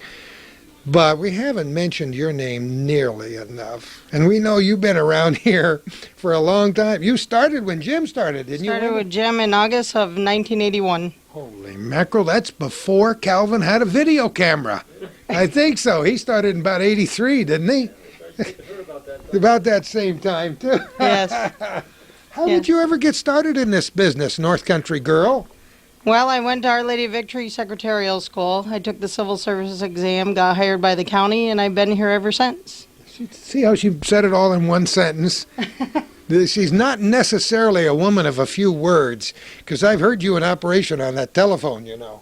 Oh, You can't fool me. You get tired of that phone ringing after a while. Well, it certainly does ring many, many times. Did you ever dream when you started this business that you might be sitting in this chair today with this sophisticated an organization? No, I didn't. It was very slow when I first started, but things have surely picked up. What was the business like back then? Explain a little bit what it was like, where you were located when you first started, and what happened in the course of a day way back when. We were in the courthouse located on the corner of Court and Margaret, and we were there until, I believe it was 86. We transferred over to 47 Oak Street, and from there we've moved here to Building 2010 of the former Air Base. Boy, I'll tell you, she just doesn't want to fill in the blanks. But it is. What I'm getting at is how big the organization has grown and how important its role is compared to way back when. It's always been important, but now, with all the new radios and all the new equipment and all the new stuff to do, it's a little bit different than back in those days, right? Things have surely picked up, especially since we've come on board with the 911 system and with the 800 megahertz system. We've come a long ways. Yeah, I should mention that. It's something that Kelly and I didn't talk about only because we covered so many subjects. 800 megahertz, people are not familiar, people who don't own scanners and don't have portable radios don't understand what that means. But when we went to 800 megahertz, that meant far better communications for our departments, didn't it, Wynn? Yes, it did. And you got scanners at home that you had to buy. I remember when the 800 megahertz system came, I was in the radio business. I had 7 scanners. I had to listen to hundreds of frequencies from taxi cabs to ambulances all over Clinton County so I would know what was going on. But it was very difficult for me, even with an antenna on my roof, to hear the volunteer firemen when the trucks would leave the Moores Fire Station. It was hard for me to hear truck to truck, as they say. We could hear the bass because we've always had a very powerful bass transmitting system. Now with 800 frequencies, they're always open frequencies. With a higher frequency means far better communications among all the departments in Clinton County, and it just means that everybody's able to do their job better. Now that I explained just what you wanted to say, Wendy, or is that roughly what happened? That's roughly what happened. I'm not real familiar with the 800 megahertz system. I know there's 5 frequencies they operate off from, but I'm not sure what the exact numbers are. It's done on a computerized system, and it's truly amazing. One of those is picked as a test frequency automatically, and that changes on a regular basis, so people who own scanners who like to listen to those things have to go out and lock out the noise because it goes on to another channel, and that's become a daily routine for people who listen to scanners, but it works extremely well. I didn't mean to put Wendy on the spot. She's a great person and a good friend, and a gal in Wendy's position is so important in an organization like this. Really important, and basically she's able to handle the many calls that come into the center and be able to screen some of them that we're not able to answer right away, so she's able to help us organize those calls, so when we get back to them, she takes those messages so that we can get back to them. She is a hard worker. She's certainly grown in her status and what she's been doing here from day one when she first came, and I bet you she's never envisioned or imagined what she would be doing today. She really is an asset to this operation, and she's a good worker and a good friend. I was trying to make her blush. I made her blush the whole time I was here. Maybe I could make her blush You're making me blush, Gordy. if I were to mention that Wendy was supposed to be on vacation during the ice storm. Yes, I was going to take a vacation with my children. I was going to Virginia. It got delayed, but we had just a hair. But we had a good time when we did go. We ended up going in March. Did you? Yes. Well, you worked very hard. I've seen everybody in this building work under pressure, so I can attest the fact that they all know their job and know it well, and it's the longevity in the job. Even though she's still a very, very young lady, She's been in this job for 18 years and just getting better at it every day. One of Clinton County's treasured long-term employees. All right, Kelly. She loves her window, Gordy. Everybody loves the windows here. It's amazing. We moved up from underground. Yeah, moved up from underground. That's true, where you couldn't see anything. All right, the control room, right? We're headed there. Let's go take a look at it. Well, we're in the main control room now, and I want to talk to an old friend of mine, Bob Grukowski. How are you? I'm fine, Gordy. How you been? I've been terrific. They don't call him dispatcher number one for nothing. Numero uno. Because you've been here since the beginning. Yeah, That's what that means. be 20 years in June. Can you believe that? And the man actually had a life before that in the Air Force. Yeah, 20 years in the military. Here on the base. And he doesn't look a day over 26 or 7. And we got more lines like that if you just stick around long enough. So you've been here a long time. What do you think of this change? Well, it's quite an improvement, Gordy. Quite an improvement. I've seen it progress over the last 20 years, and the facility we have right now is it's really great compared to what we've had before. I made a comment the other day. I was talking to some news media personnel, and just a psychological effect of having windows. Dispatchers are under a lot of stress in here, and just the fact that they can look out, have natural sunlight, what have you, this is it's a plus. I don't want to say that you were in a tomb before, but it is a lot better when you can look outside. Oh, sure. When we had one window, and what we saw, we got to look at a lot of license plates. Other than that, we didn't see too much. That's terrific. And Bob reminded me when we came here that this program with my predecessor, Bob Venn, followed the kind of the business of 911 here before it was 911. I think Bob Venn did the first program when you were at the fire station. Yes, that's true. Bob came in. I really don't remember the year, but we were at the city fire station on Cornelia Street, and we had just upgraded to these new two consoles, which we have. 92? 92. It was 92. I didn't. Okay. But then in '94, when we moved out of the city fire department, we moved into the telephone company building. We upgraded to 911 system in August of '94, at which time Bob came back again and did another show. So he kind of progressed, and you're filling his shoes now, taking over the progression at this point. And we enjoy it, Bob. And I've interviewed a number of times, talked to you on the radio. We've done radio interviews. We talked about some of the ancient equipment you guys used to have back in the old days. Boy, have we come a long way since then, Bob. Oh, sure, Gordy. I recall when you were at the station at Wary, you'd call for updates on what was going on, and We stopped briefly because of an emergency call that came in, which had to be handled, and we know what the priorities are because this is the nerve center. This is where it really happens, and when there is an emergency, it has to be dealt with. Boy, you couldn't count the emergencies you've dealt with over the years, Robert. no, there's been a few.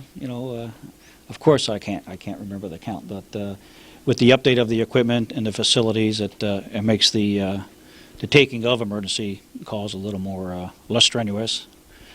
Way back when, I can remember when you were pretty well in one room. You had generally one dispatcher on at a time, right?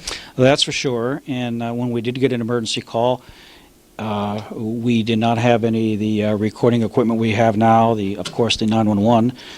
If we missed getting some information, even one digit of a phone call or one digit of an address, we could have possibly sent emergency apparatus to the wrong address.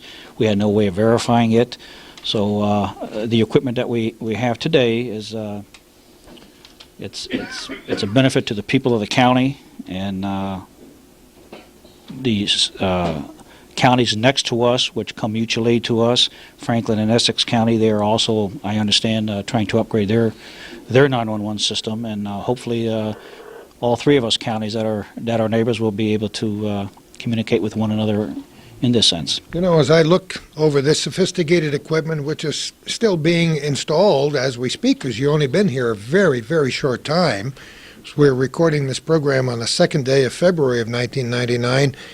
I'm reminded that this kind of equipment could only be seen in those shows on television in sophisticated metropolitan areas until recently, but we've got it in Plattsburgh, New York. Clinton County, USA, and this is state-of-the-art, isn't it? Yes, it is. I have been approached by people who have come from other states, and they were quite surprised. They thought we were kind of isolated up here. They were surprised that we did have the capability to provide the services that we do for emergency purposes, and the fact that they came from another state where they had this for years. They were quite surprised. So we're not as backward as some people thought we were. Not at all, and we've mentioned it several times as Kelly took us for a tour today. We like to think that we're right up to snuff in many, many different ways, and a lot of it has to do with personnel. We talked to Wendy. We haven't talked to Jim because we had a little bit of an ice storm this morning, and it kept him out. We had a few disasters in the North Country, but that's what the man does. But there are a lot of people in this building with a lot of years of experience, and it pays off when the going gets tough, Bob. I'm sure you agree. Yes, we have quite a core group here. We don't have the problem that a lot of other dispatch agencies do. They have quite a turnover rate. We don't have that problem here in Clinton County. We have a dedicated group of people, not only the dispatchers themselves, but the administrative portion and all the people in the county that support this operation, the county legislatures, the news media, both TV, radio, and written. We get a lot of support from them, and it's very much appreciated. So, yeah, because of all these entities, we don't have a problem of a high turnover rate, and we have a lot more people who stay on over the years. They get the experience, and they become more proficient as time goes on. We still call the people who sit here dispatchers, although a lot of the police agencies don't use that term anymore. They're communication specialists. That's correct. That is the term that is being used now, but it's kind of old. We still call each other dispatchers, and we call this place fire control, but it is more than just a fire control center. Besides dispatching fire and EMS related emergencies, we do field all 911 emergencies, and if it's a law enforcement agency emergency, we transfer them to the state police or to the city police or sheriff's department, because we do not actually dispatch law enforcement agencies. Therefore, dispatching them is not in our menu right now.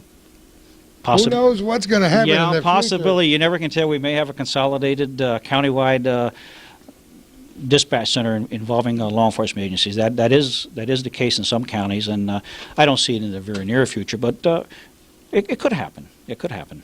These people are experienced. How many dispatchers, communication specialists do you have here now, Bob? We have 7 permanent dispatchers or communicators, and we have 7 part-timers.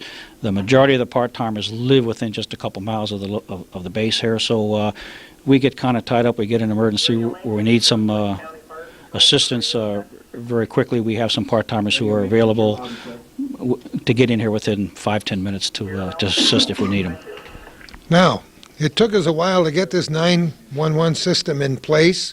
We've mentioned that struggle several times on our program, but I think there aren't too many people in this county, especially after that ice storm last year, who don't say it was all worth it. Oh, yeah. I mean, there's been a lot of publicity on it. I mean, everybody in the county saw all the film and all the books that were made, and so, yeah, it definitely was worth it. We have, at the present time, you see we're still in the process of moving. We only have 2 operational positions right now. Next week we will have 2 more operational positions up and running. That's just going to take another week or so.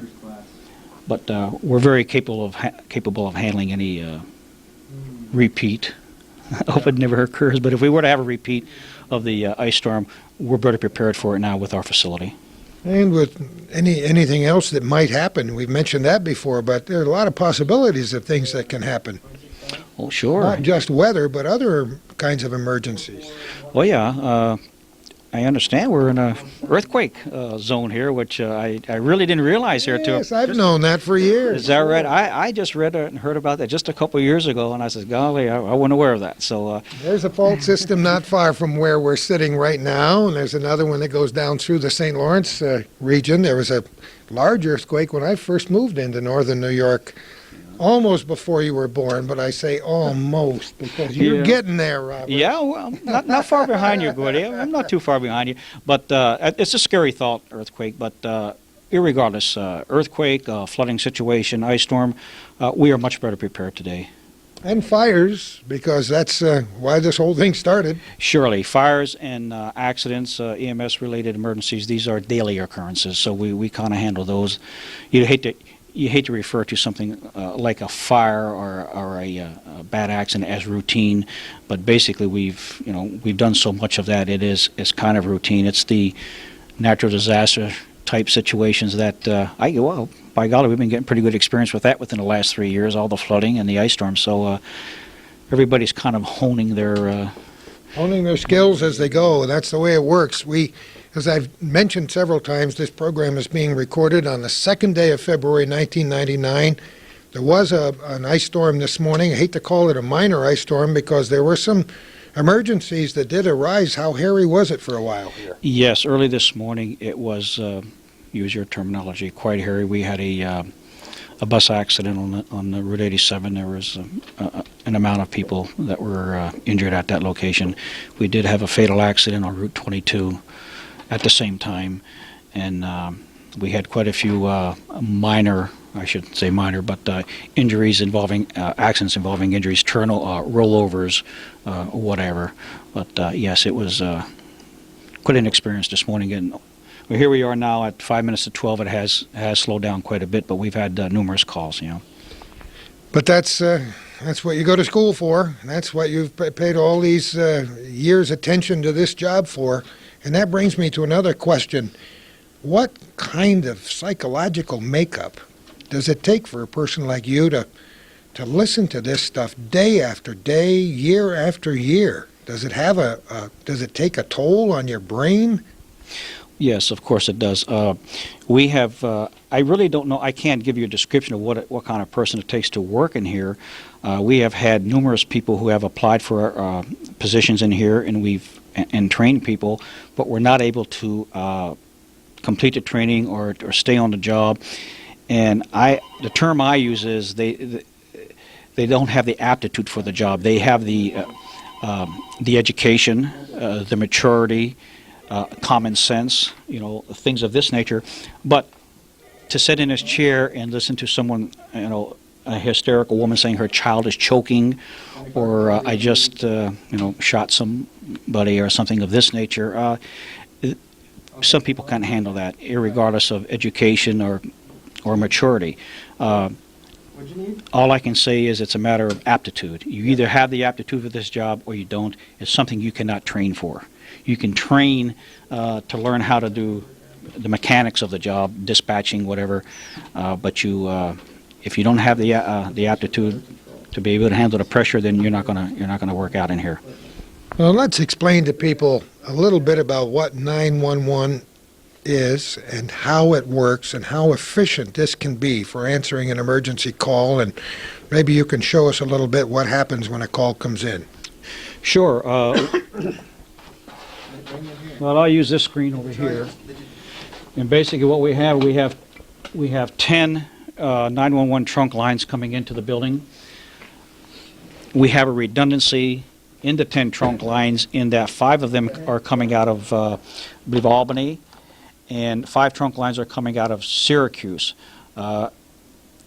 If we had a situation where, say, the fiber optics were cut in Albany, there's a possibility we could lose 5 trunk lines, but the other 5 coming from Syracuse would continue to ring in here. And 5 trunk lines have been proven many times over to be adequate to handle our situation. So that's the redundancy we have built into the 911 trunk lines. Give you a little idea how it would work. Somebody calls 911 and the call comes in. And that was at PHS? The screen would light up. Did you try the school? And it would give us the location of the caller. Let me see if I can bring one up on a screen for you here. Sure, take your time. I just don't have that information. That's why we have renamed all the addresses. Okay, if the camera is able to pick this one up, we have a screen comes up and the screen will indicate whether it's a business, and in this case, it does show a business. It shows it's a business or it's a residence. It then gives the telephone number of the location, the names of the people who reside there, or the name of the business that is at that location. It then gives us the information as to the location and which fire department to send, which EMS agency would be sent if we needed an ambulance, and which law enforcement agency we would just transfer the call to. So that is all the information we would need. We also have the capability of handling any TDD calls that come in for the hearing impaired people. We would communicate with the hearing impaired on the keyboard. We have messages that go out automatically indicating that they've reached Clinton County Fire Control, and to type in their emergency, we would then communicate back to them using the keyboard that we received their message and we were dispatching the fire, EMS, or the law enforcement agency that they were requesting. So that is a capability that some of your 911 systems do not have, and it is quite an asset to the hearing impaired if they have an emergency. So the idea is to get the people quickly, to get the help to them as quickly as possible. Of course, that is the name of the game. Getting what equipment is required, whether it's an ambulance or a fire department, there as quickly as possible. At the if it were an EMS call, we would take the information. We would then go ahead and do our EMD, Advanced Medical Priority Dispatch System. And what this is, any EMS calls that we get that we could help the people on. I'm not going to, actually I can't go through the whole card here, but it's a system to help the people who are having a medical emergency until the ambulance gets there. We've done CPR on the phone with people, whether it's a stroke or heart attack or a burn victim, whatever the case may be. We do have a card that would cover it. And at least the dispatcher would be able to give some assistance and some guidance to people who are waiting for an ambulance to get to the scene. Now that wasn't always so. You didn't start out doing that, did you? No, no. Matter of fact, we were not allowed. We didn't have the expertise to sit there and try to evaluate a medical situation and then give some advice that we were not qualified to give. So therefore, this is the system we start using, and this was in October of '95, I believe, about a 94. We went online with 911 in August, and I think it was October we started our EMD, and we've been doing it ever since. So you dispatch the ambulance or the fire station. How do you tone out the fire stations and so on? Okay, this section here is our dispatch. This is strictly radio communications over here. What we would do, if I had an EMS call right now, I would send out an alert tone. Here you have alert 1, that would be a fire tone. Alert 2 is a EMS alert, and alert 3, that's just to, if we're going to send out a non-emergency message and we just wanted to get the attention of the people who have their pagers on. If I had an EMS call right now, I would send out a warble tone, alert 2, and I would then communicate off our Rand Hill transmitter site. Say, for instance, the EMS call was for Shazy, I would say Shazy Fire Department EMS. This is just giving them an alert. I would then choose the Shazy pager button. The light comes on. I would hit the signal talk button, and then everybody's pager and Shazy would activate. I would then transmit the message twice. An example would be fire control to Shazy Fire Department EMS. You have a priority 1 call, which a priority 1 call is a life-threatening situation. A priority 2 would be non-life-threatening, and I would indicate what type priority the call is, and then I would give them the information as to the location and the nature of the call. And I would blow their siren if that particular department had a siren. All departments don't have sirens anymore. They're starting to get away from that. We mentioned that earlier. It's almost redundant now, except for the people in the neighborhood that like to hear when the siren goes off, and at 12 o'clock every day it rings very close to my house, and I've always appreciated the close proximity I have to the Morrisonville fire station. But then you maintain communication with the people who go to an emergency scene throughout the emergency, don't you? Yes, of course. Once the unit checked out, they would call us on radio, and they would indicate that they were responding to the scene. We have a green card and a red card. The green card is how we have a hard copy of the call, the entire call itself. When I dispatch them, at the time I dispatch them, I would punch this into the time clock, and it would give me the time that the alarm came in and they were dispatched. Once the unit called out of service en route to the scene, I would punch the card again. When they arrived on a scene, I would punch the card again. When they en route to the hospital, and when they arrived at the hospital, and then when their time is back in. So we would have all that time, and the time clocks are coordinated with our recording devices. So we have a record of all radio transmissions, all telephone conversations that have taken place. So the times of the radio transmissions are being recorded, and they would correspond with our time clock time. So we have a hard copy, and we also have a voice copy. And we have all the information on the card indicating what department, and pertinent information as to location and type of call. Having records, hard copy records and recordings of all the calls is absolutely essential for some of the obvious reasons and some that may not be obvious to people, right? Oh, yeah, sure. We often get requests from law enforcement agencies, lawyers, whatever. We've had to use our records, both hard copies and recorded copies.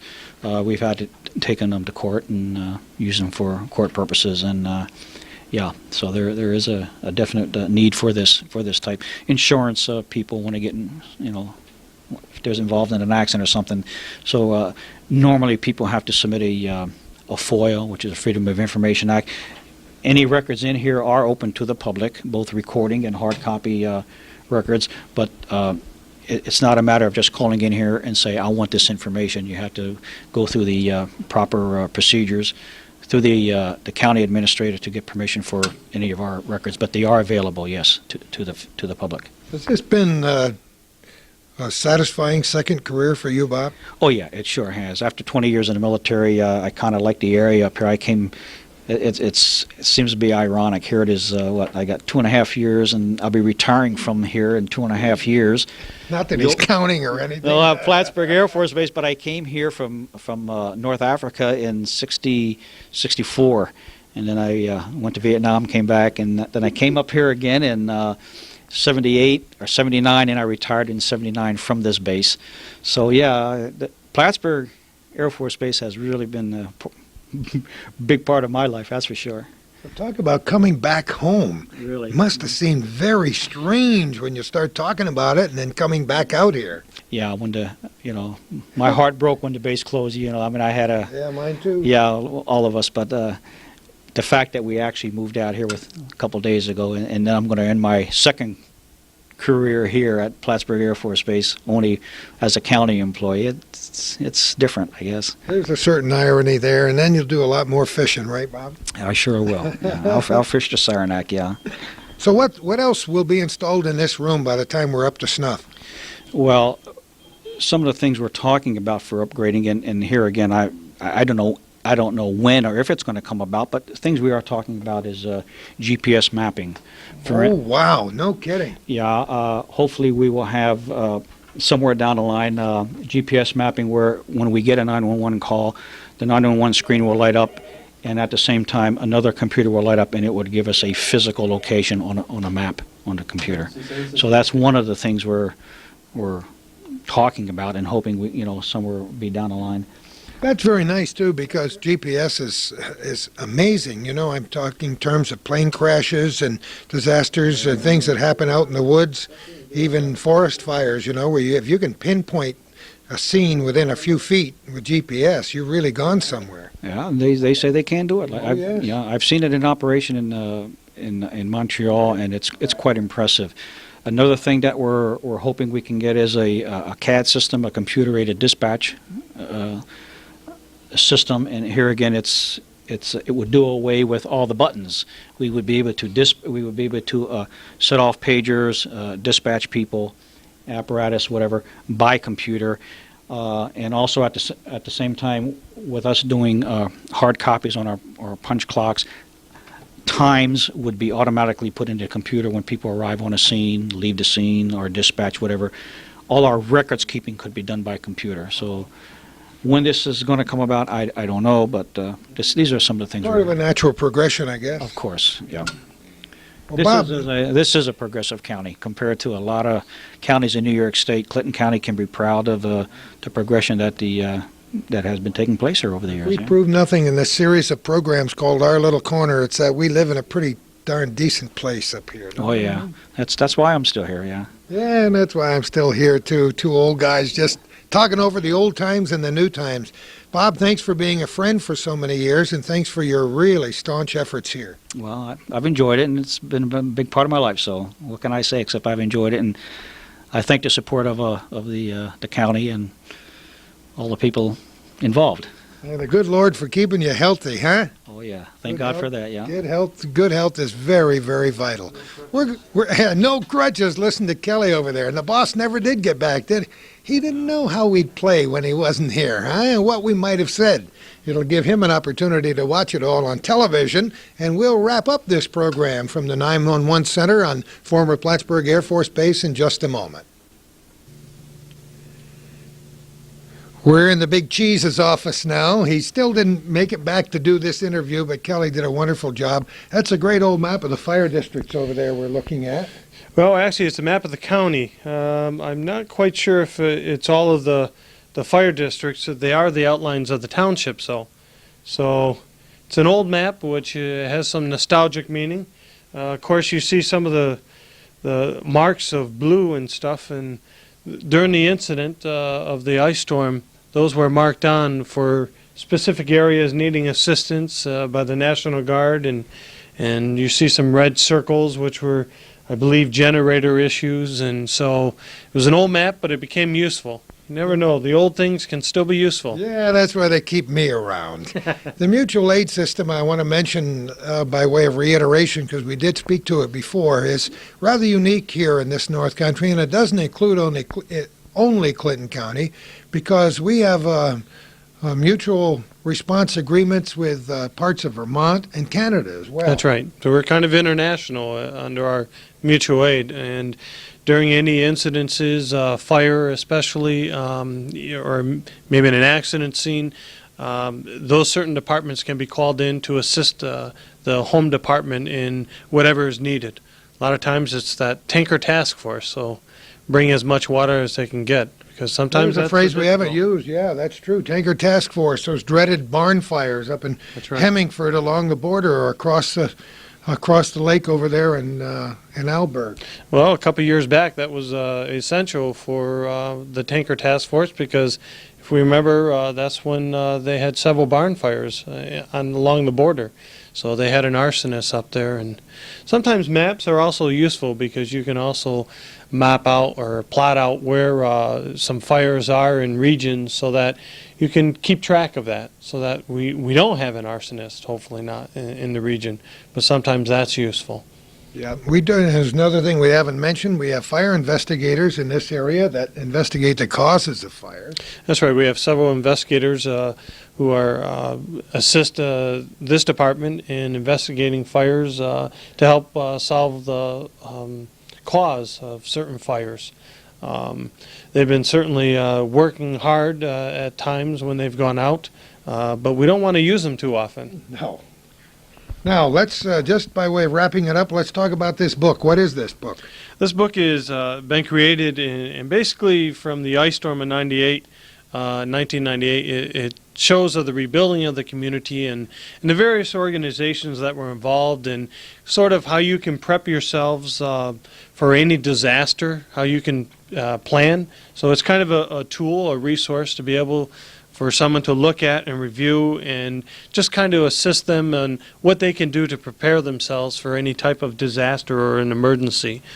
And I don't know if you made a second printing yet. You only made a limited number in the beginning. Yeah, as far as I know, they're still limited in number, but I know they've been going out like hotcakes, so to speak. And Red Cross, they're available at Red Cross, our office, and really for the support of United Way, who's certainly assisted in so many organizations, was a part of this as well. Congratulations to United Way. As I said, we're recording this on the 2nd of February. We learned they not only reached their 1999 goal, but surpassed it. Very, very worthy organization that helps untold thousands throughout the course of a year. Kelly Donahue, you were terrific. Thank you Thanks so a lot. much. A little tongue-tied, not used to this type. This is certainly not my field in communications, but now I can go back to work. That's why I had to wear these clothes to go start unpacking. Let's hope he doesn't send us a bill for black and blue spots all over that ankle. I hope it recovers quickly. Thanks again for what you do. Thank everybody in this building, for all of our viewers at Hometown Cable, for a job well done. We're proud of all of you. Well, and we appreciate all you do for us. And who knows where we're going to be next time for our little corner.